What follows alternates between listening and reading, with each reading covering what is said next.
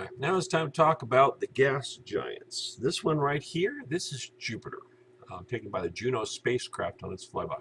Juno was the first one. It wasn't the first one to fly by Jupiter, but it was actually one of the ones to take one of the best pictures, so I'm highlighting it here.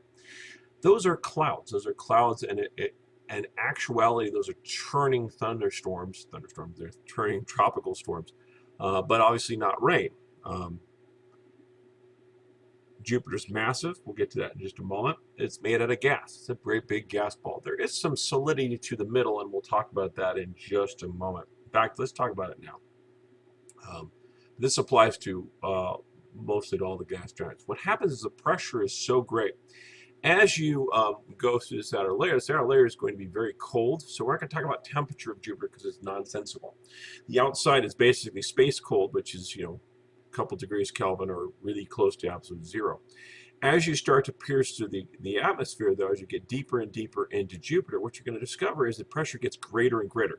That pressure causes heat, and so it gets warmer and warmer and warmer. So though the gas at some point freeze, it also is getting warmer and warmer, which makes it harder. The pressure increases, the temperature increases as you get deeper and deeper into Jupiter. If you were a human being, when you're free fall through it, you would hit the outside, go slower, and they get stuck, and basically the consistency of pudding, a little bit thinner than pudding. Okay, there's just nothing you could do to get any farther down. Now there is in the center of Jupiter a liquid and probably a solid core of hydrogen. The gas hydrogen. The compression is so great that it squeezes that gas down to the point where it can't anymore stay a gas and gets squished together as a liquid and then eventually squished together as a solid. So that's our friend Jupiter. The composition of Jupiter is 80%, let's say 87, 88%. It's right about the numbers vary depending on which source you use, but 88% hydrogen and 12% helium, which means it's basically the only two gases there. There's trace amounts of everything else. You can tell by the colors. These colors are created by other types of gases that are just hints of them, but the hydrogen and helium do not color it, so therefore whatever else is in the atmosphere colors the various bands. All right, let's move forward.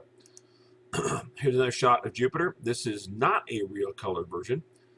This is something to pick up the highlights of the swirls. You can see the thunderstorms. This is the great red spot right here.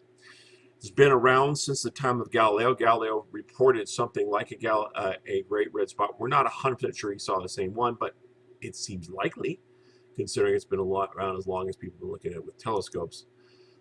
Here's a really interesting image. Way back when we talked about the Galileo Galilei saw shadows on the moon. This is what they look like when you look at them through the Hubble Space Telescope. Much brighter. But these moons are huge. The Earth, and we're going to discover later, is about 1/11th the size of this diameter going across here. So these moons are very large. Moving forward.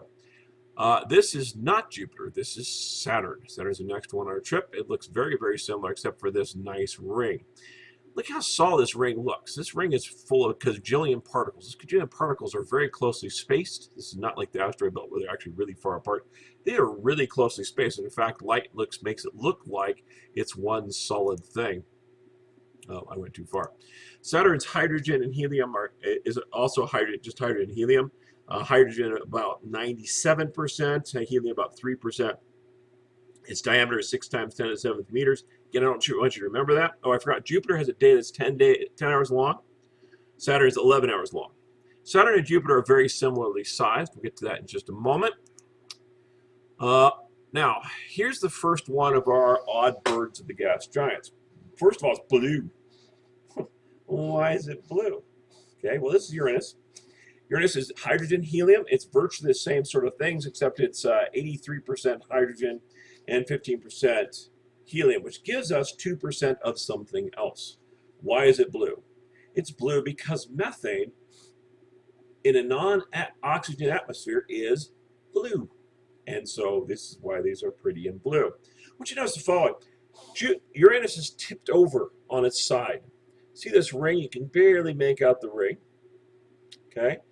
The North Pole would be right here. The South Pole's right here. And by the way, we'd be looking at it from this direction. This is taken from Earth-based observation. So because of that, what we're looking at is this thing spins this way as it flies this way. That is odd. All of the other planets turn just like Earth does, in the same direction with the same orientation. So this is the one oddball, and we're very interested in this because it's an oddball. You can also notice that the reason why they took two pictures, they want to show that this thing is moving around, okay? Whatever this storm is that was on the surface is moving around. They're very curious about that. But in the highlight, you should also notice these rings are slightly different. This thing is wobbling back and forth as it goes this way. Kind of fun, but we'll move forward. This is a really bad picture of Neptune. Why do I know it's a bad picture of Neptune? Because this is what Neptune really looks like. This was taken by a probe. I believe this is Viking. It was coming behind one of its moons. I don't remember which one this is. And it took a picture of Neptune in the background. It's a highlighted picture. It really sucks up the blue colors. You'll notice that Neptune has a blue spot on it, and it has a blue spot that we're pretty confident has been there for a long time as well. Neptune is very far away from Earth and the Sun. How far away? Well, let's say we took you to Neptune, or one of the moons. We made you stay on the surface. I understand it's a gas giant. Again, its helium is 80%. Its hydrogen is 80%. Its helium is 19%. It is, what's its last 1%? Why is it blue? Because it's methane.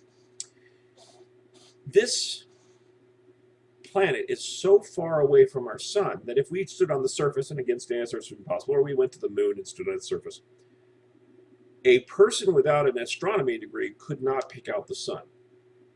The other stars in the heavens would look similarly sized. This is how far away is in the deep, deep dark. It is very cold. The surface is very cold. The gas itself is very cold. It gets down to the metallic hydrogen pretty quickly early on. Even though it radiates heat because of the smashing of its gases, it does not radiate enough heat to make all that much difference. And so therefore, it is, in essence, one of the coldest bodies there is, from both sunny side and non-sunny side. And why does it have craters? Because it's got an atmosphere. Well, it is an atmosphere, so that's why it can't have craters. Let's see here. What's the next one I set? I'm not getting the next one I set. That's too bad, because that would be really handy right about now. All right. I need to go this way anyways. Let's go this way anyways. Okay, so relative size. Here's your relative size. Down here is Earth. Here's Neptune, Uranus, Saturn, and Jupiter. Again, about 11 times, 12 times bigger. Somewhere between 11 and 12 times bigger than the Earth. So 11 or 12 Earths would fit this way. 11, 12 would fit this way. Obviously much, much larger. It's very similar. Basically 10, not quite 10 would fit across this surface of Saturn. Uranus and Neptune are sizably smaller, and they both are bluer because they have the nitrogen gas. And by the way, Neptune is the prettiest planet. It's an undeniable fact. Okay. All right. What else do you need to know? The days. We talked about these briefly. 10 hours, 11 hours, 17 hours, 16 hours. Remember, Uranus is kind of weird. It's turning us sideways anyways. 24 hours. Really long time. Really short. Really, really long. 58 days. 300 days, about 24 hours, 25 hours actually. Okay, days are going to figure into our model of the universe in a little bit as well. All right, they all have rings. I don't know. I see it. Well, we saw Uranus's ring, right? Neptune has one. It's very similar to Uranus. It's actually pretty visible if you're close enough to look at Neptune to see it. Jupiter did not know had a ring. In fact, Jupiter was noted in the 1970s journals on physics that it did not have a ring. And we wondered why it didn't have a ring if all the other gas giants did. Then Voyager went past it and took a picture backwards towards the Earth. The idea was, as it passed Jupiter, what does Earth look like? And it's a little tiny blue dot and hardly visible. Don't have that picture handy, but it'd be worth looking at. But anyway, as it looked at taking that picture, something odd popped up on the screen. Yes, the ring of Jupiter was in the way. So ring ejector is incredibly thin, incredibly small, incredibly not like the other ones, but still it has a ring, and that suggests something about gas giants. And also, by the way, some people make a parallel between the sun and the planets that go around it and the asteroid belt, and these gas giants and the moons that go around it, and the little rings, and essentially being the asteroid belts. That there may be a similar process that makes both. I won't be proposing that in a little bit, but that is there. Again, something to pop off your head. All of these spin the exact same direction as the Earth, except for Uranus, which basically spins like it's rolling towards us as it goes this way. So that's not great. And we need to remember that Venus spins so small, so slowly, it's not really just, it's hard to describe it as being in the same direction as Earth, but it is technically, so we'll claim it. Okay. All right. Another thing I'm going to point out, and before we move on and have a moment here, let me see if I can pull this up. Yes, I got it. Okay, so the other thing I need to talk about is something called the ecliptic. The sun has all the planets in the ecliptic going around it. Now, the ecliptic is a line. If you basically draw a disk, a thin disk, all the way around the sun. All the planets sit in the disk. They all orbit the same direction around the sun in this same disk.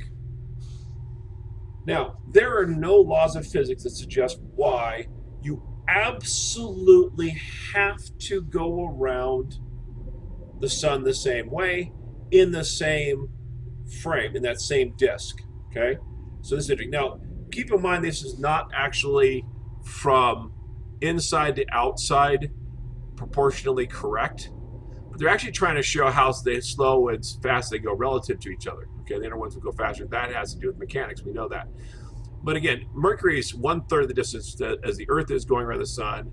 Jupiter is 11 times out there. So, I mean, we're talking, this isn't quite right scale-wise that way. But it does show the planets in the ecliptic. It does show the relative speed as they go around the sun. Those are both legit. All right, I think we've got enough to talk enough about gas giants. So we'll stop this now.